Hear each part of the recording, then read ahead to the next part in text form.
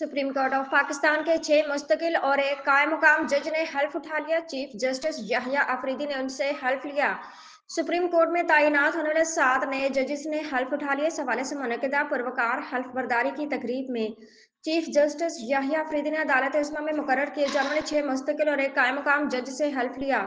Supreme court में गुज़श्ता दिनों justice Aamir Farooq, justice Hashim Kakar, justice Ishtiaq Ibrahim, justice Shakeel Ahmed, justice Shafi Siddiqui, justice Salahuddin फमर को मुस्तकिल जज मुकर्रर किया गया था, जिन्होंने आज अपने ओहदे का हल्फ उठाया।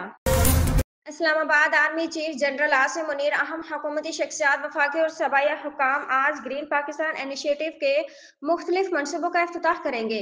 तफसीलात के मुताबिक पाकिस्तान में ज़र इनकलाब के मिशन में ग्रीन पाकिस्तान इनिशिएटिव के तहत मुख्तलिफ मनसूबों का इफ्तिताह आज किया जाएगा। Army chief general Asim Munir, अहम हुकूमती शख्सियात, वफाकी और सूबाई हुकाम ग्रीन पाकिस्तान इनिशिएटिव पाकिस्तान के मुख्तलिफ मनसूबों का दौरा करेंगे।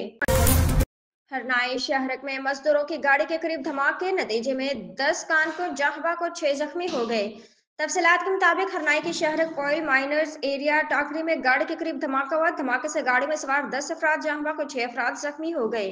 डिप्टी कमिश्नर का कहना, गाड़ी में सवार अफराद कोयले की कानों में काम करने जा रहे थे, ताहम लाश और जख्मियों को रूरल हेल्थ सेंटर शहर मुंतकिल कर दिया गया है।